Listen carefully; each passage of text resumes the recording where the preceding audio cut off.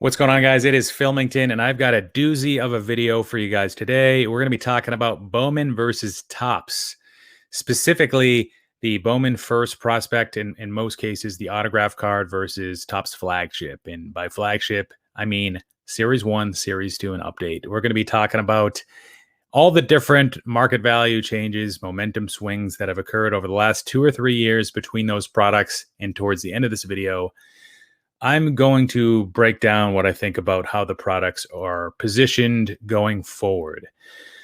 So first of all, you got 2019. 2019, if you guys can remember that far back, it was pretty much the time when the Bowman Chrome autograph was unrivaled. The first prospect Bowman Chrome autograph was the holy grail card that you wanted. If money was unlimited, it's the card that you would have pursued. Out of all cards, Topps Chrome, Topps Flagship, etc., etc., it's the one that was most desired. It was the one that was most expensive. It was just all about, do I go with the base or the refractor version? Yes, the Topps rookie cards from Flagship did hold value, but they were pretty easy to find, and they weren't that expensive back then. Now, turn the page to 2020. And right around January 1st in 2020, that's when the Mike Trout 2011 Topps Update US 175 PSA 10 broke the threshold of $1,000. So it hit a very important milestone. And later in the video, maybe you can go back and reflect upon whether you thought that that was a coincidence or not. But this was the beginning of the Topps flagship run up. And this is what we saw throughout the course of, especially the first half of 2020, but really the entire year. I did some research in 2020, and I looked at 5 different players: Cody Bellinger, Wander Franco, Francisco Lindor, Mookie Betts, and Ronald Acuna. And I wanted to compare the price trends of their cards, specifically the flagship, and in all of their cases, except for Wander, because he didn't, and he still doesn't have a flagship rookie card, of course. I wanted to look at their Topps Update rookie cards in PSA 10 and compare them to the Bowman Chrome autograph in PSA 10. And I wanted to compare, obviously, the Bowman Chrome autographs in PSA 10s are going to be more expensive cards, but I kind of wanted to see the increase over time. So I looked at 2 different time periods. I looked at the previous 6 months, which was really the first half of 2020. More specifically, it was like February 2020 through July 2020. And I also wanted to look at what they did in 2019. So in 2019, on average, the Bowman Chrome autographs in PSA 10 increased 142%, while the Topps flagship rookie cards from Topps Update in PSA 10 increased on average 136%.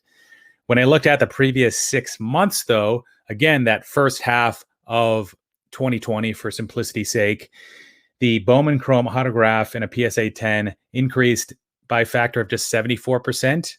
So it didn't even double, and it seems like a decent amount over 6 months, but you'll see relatively it's really not that much at all, because the Topps Update rookie cards and PSA 10s of those 4 players increased on average 396%. So that's 5x on the Topps flagship rookie cards, where the Bowman Chrome autograph PSA 10s only increased by 74%. This is the first theme that we're going to talk about, is the Topps base card pump. So you can point to any specific influencer. I'm not here to mention names. I won't be mentioning names. Gary V could be one. Whether they did it on purpose or not, that's a separate item to discuss. But they did bring attention to certain base cards, certain highly available at the time, or very liquid base cards. And whether they did the pump and dump, I don't think that they dumped these cards themselves, but you don't need to dump the cards themselves. Sometimes the marketplace can do that for you and crash the market for you as well. And maybe we saw that later on. Hint, hint.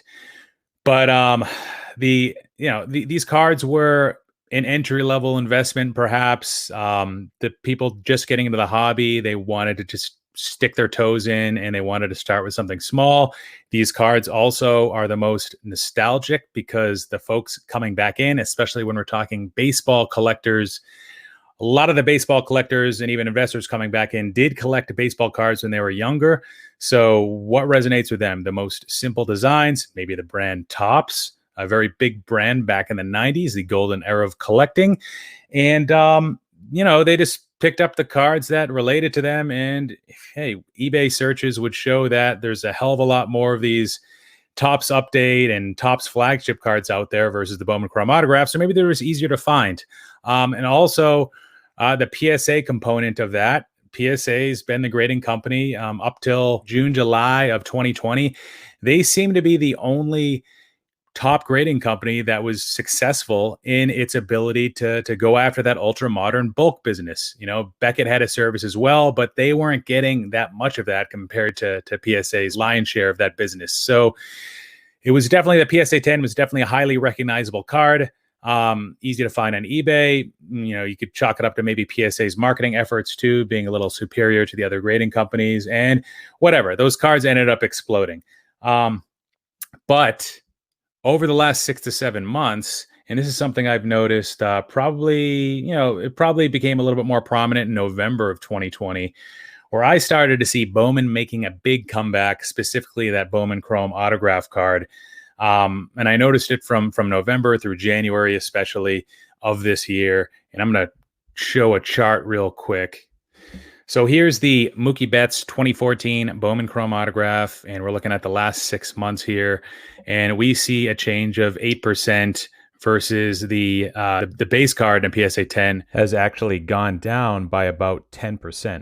See the BGS 9.5 Bowman Chrome autograph, even though if you look at other cards, the BGS 9.5 usually wouldn't have outperformed the PSA 10, especially if we're to look at the entire 2020 year, but it's actually outperformed the Topps update card as well. And now if we are to look at Ronald Acuna, this is a better example here. And what's different is potentially that population report of that Topps update card.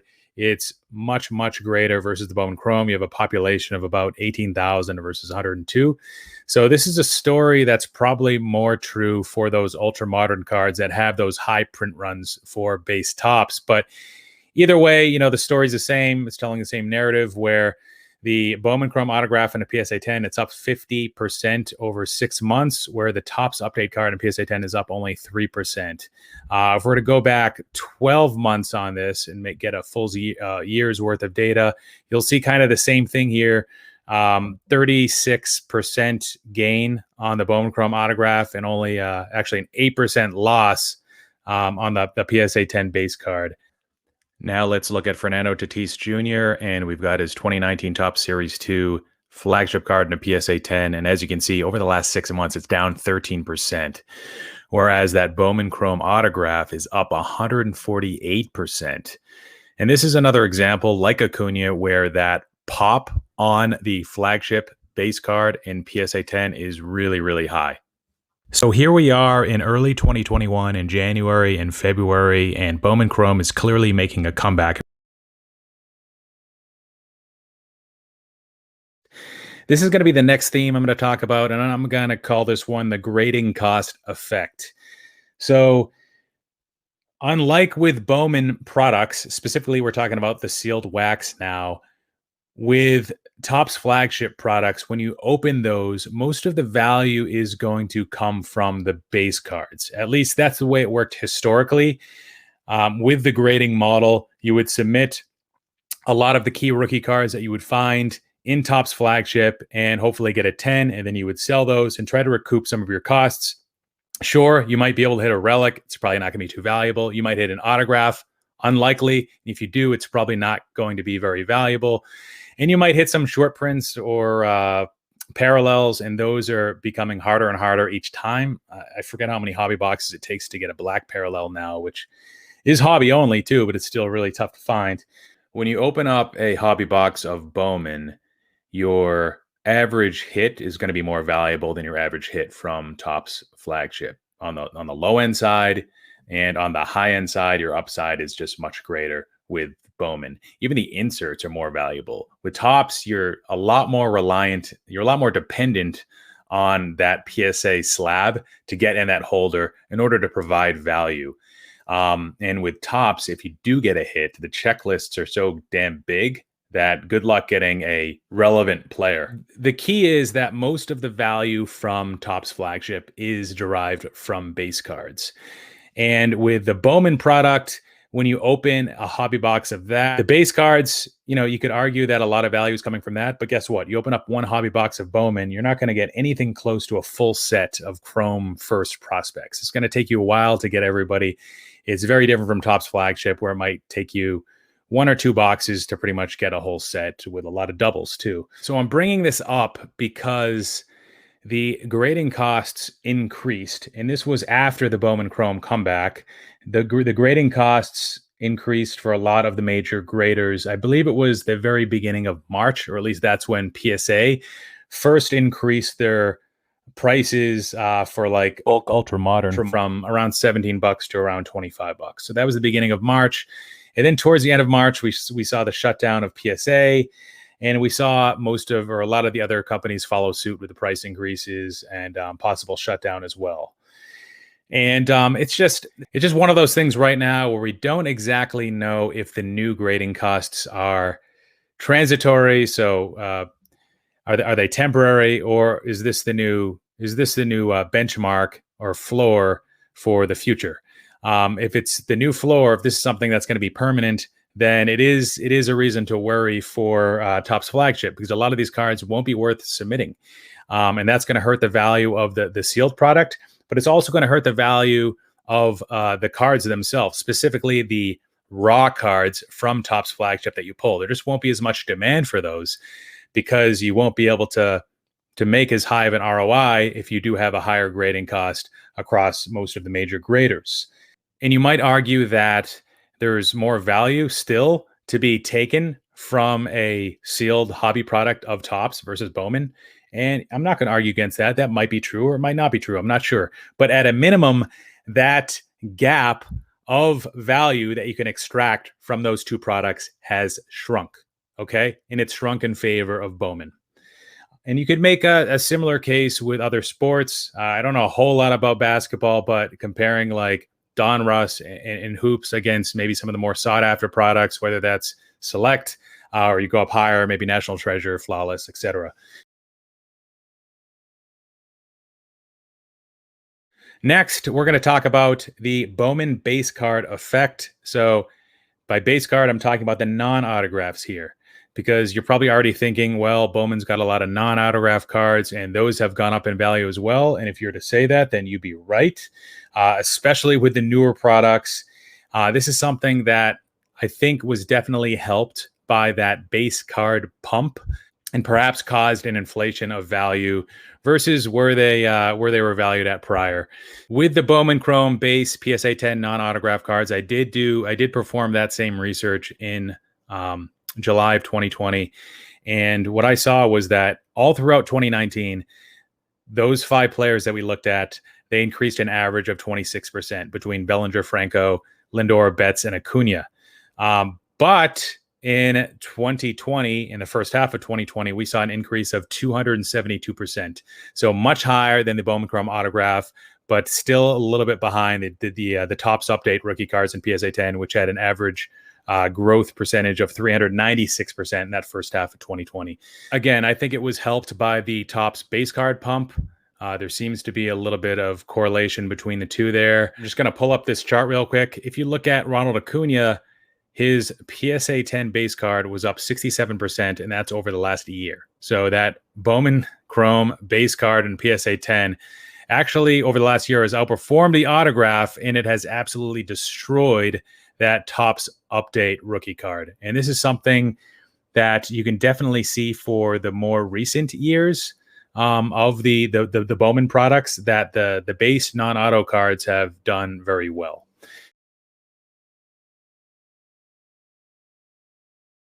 Now we're going to talk about the next theme, which is the dip. This has been somewhat of a consolidation effort. The movement away from base cards. People on social media are yelling that Topps base cards are dead, or base cards in general are completely dead across the board, across all sports. And this is something that has been softening, sports card softening related, and it's been something that's happened over the last 2 to 3 months that I've noticed. Again, people are consolidating. They're perhaps understanding populations and projected populations. Trying to guesstimate what's in PSA's pipeline and factoring that into the values of cards, which it probably should be something that people do. And perhaps people are even thinking about in researching and speculating on print runs as well as the populations. So I'm going to show a few charts real quick, and we are going to look at first Fernando Tatis. Here is his 2019 Topps base card on the bottom. So over the last 3 months, that is down 43%. If you compare it to his gold in a PSA 10, it is down 12%. So the pops of those is 13,936, and the gold pop is 237. Now, if you were to look at the last 6 months, the growth is very similar, right around -6%. So again, the movement away from the base card and the softening is something that a theme that I've noticed over the last 2 to 3 months. So something that really started to unfold after that grading cost effect, which was a few months prior to that. And here we're going to show a different player, Ronald Acuna again. We're going to compare his base card to the gold. Over the last 3 months, you'll see that the gold has outperformed the base card, -15% versus -24%. And the pops on those, again, 18,000 for the base PSA 10 and a pop of 153 for the gold.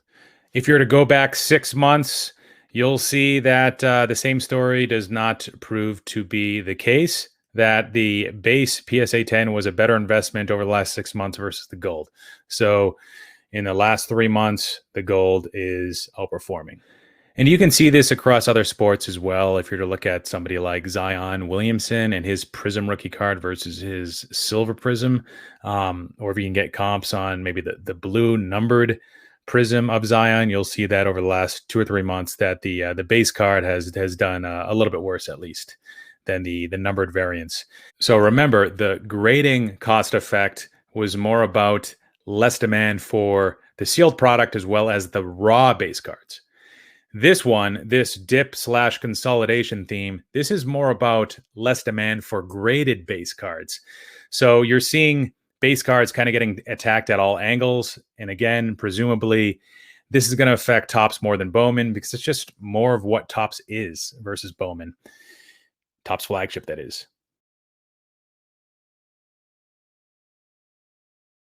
Now we're gonna talk about numbered refractors a little bit, and we're talking about first Bowman Chrome Prospect non-autograph refractors.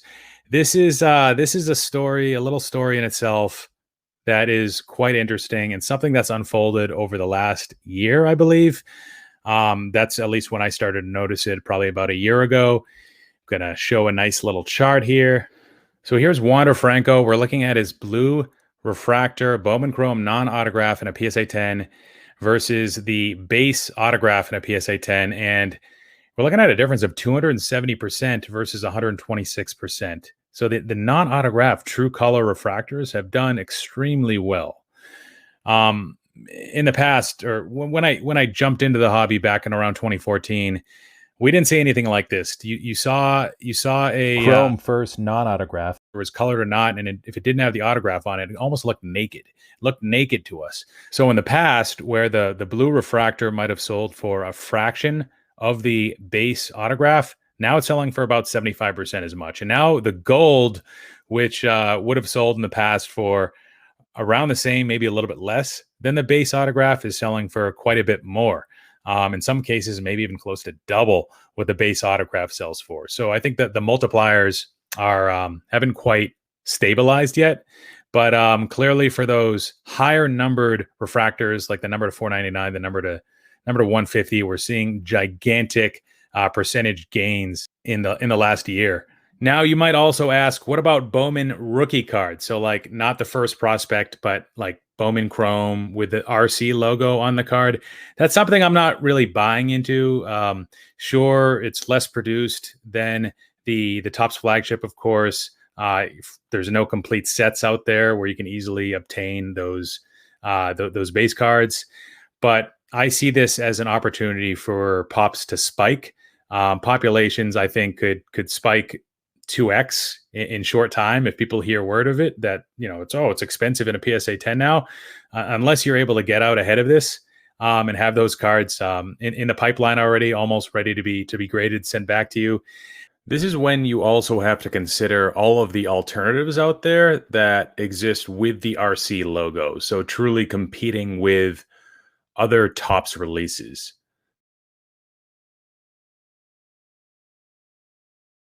You have competition from other brands. And this is an area where I would argue that Topps faces much more competition. There's a lot of other Topps sets and products out there with the RC logo. For instance, you have the Topps Chrome Refractors, the Topps Chrome Autographs. And these, I think, made quite the resurgence in 2020. A lot of people speculated that there were collectors and investors from other sports that really liked the Prism parallels. And maybe they targeted the Topps Chrome Refractors, just a nicer looking card than the Topps Parallel. You also have Topps Chrome Sapphire, what's becoming one of the most popular sets in the hobby. You have Topps Heritage, which has multiple releases. And back to Bowman, you've got Bowman Sapphire, and within Bowman Sapphire, I think you've got like now 3 different releases within that product. You also have Bowman Mega, but there's only so many different alternatives versus Topps. There's literally 50 products or so, most of which won't retain their value, but there's some strong rookie card alternatives out there versus those that don't want to go with just the base Flagship or even a parallel from Flagship. The next theme is that you have a lack of consistent demand on high-end Topps Flagship parallels. High-end collectors, high-end investors, they often just look elsewhere. They're usually not going to spend a ton of money on one Flagship parallel. There's clearly no shortage of them. There's many Topps Flagship parallels that are numbered to 100 and fewer. But and this is something that might take a video to go into it and do it justice. But the aesthetics are lacking. Also, a lot of the times these cards aren't easily identifiable. If you're to compare the Bowman Chrome Superfractor to a Topps Flagship, is it still a platinum parallel? Is that still numbered to 1, or are there other cards that are numbered to 1, which is an issue in itself, not having that continuity? But from 2019, if you picked up one of those platinum parallels that was 1 of 1 and you compared it to the base card, I bet a lot of people would have preferred the looks of the base card, and a lot of people wouldn't even have recognized that was truly the 1 of 1 versus a Superfractor, which kind of jumps out at you from the Bowman Chrome perspective. And it does bug me because I do have a lot of black parallels. I have a Juan Soto rookie card. I have a Christian Yelich. I've got a Rafael Devers, and I've got a few others. And it annoys me because I do notice that when these cards are sold in auction, that the auction prices are often very different from what they would go for and buy it now. And what does that spread tell me? That spread tells me that there's just not enough consistent buyers out there. Maybe part of it has to do with the ability to list and not having a consistent naming convention for the eBay search title. So, and that's an issue in itself, and that hurts the resale value as well. But again, just not enough consistent demand. It's hard to find buyers, and if your black parallel or name it, whether it's a Father's Day or Mother's Day or Memorial Day camo, if that's not in the right slab, if it's not a PSA 10, if it's a BGS 9, a BGS 9.5, God forbid, if it's in some other, maybe it's an SGC 10. Good luck finding a buyer. It's going to be difficult. So again, just not enough demand, and I wish that would change, but I'm not sure when and if that's going to happen. And the last theme is an exodus of investors. So as I referenced earlier, talking about the sports cards softening, the broad-based market slowdown, prices coming down across the board, this is something that I think is in large part a lot of the new money that came in January. And that new money, most of it was investor driven. It was speculators, it was institutional money, it was funds, it was fractional money, it was Wall Street, it was maybe just individuals that were trying to get a piece of the action, that saw how the sports card market was moving up rampantly. They had excess money and they wanted to get a piece of the action. Well, a lot of that money is now leaving. A lot of people are cutting their losses, one would presume. And what that leaves is a higher percentage of collectors than what we had in, say, March, when the market probably peaked. So, what is that going to do? Well, Topps Flagship is a collector's product. It's one that is a very easy target for collectors, and I would think that this exodus effect could have a positive effect on Topps going forward. In conclusion, the last 12 months have pretty much canceled out the entire first half of 2020, where Topps base cards had a historic run up, especially with ultra modern base cards with the highest pops and print runs, and these ones got hit the hardest over the last 12 months.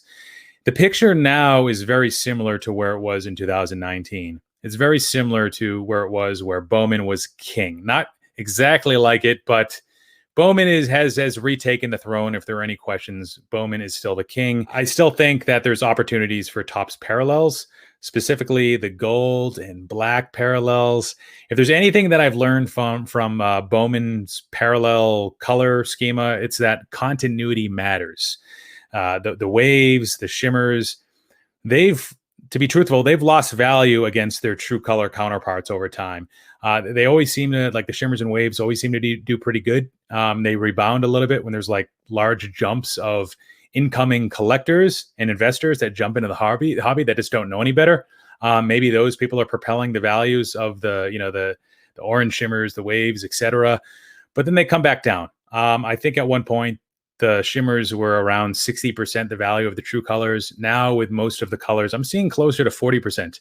And that was after a period where they were around 50%. So I don't like that momentum for shimmers and for waves, and add into all the other manufactured variants that exist that have come onto the scene. You have to include first edition now, the foils. You have to include Mega Box. You have to include the sapphires and the colors as well. And all the new colors that are coming out with Bowman on a regular basis, the yellow, the black, the fuchsia, this, that. But back to Topps parallels. If possible, go for the ones that are numbered in addition to the ones that have been around for a while. The rainbow foils are okay, but just look at somebody like Lindor versus pick your name from 2020 and check out the pop reports of those two players. There's a lot more rainbow foils being printed today.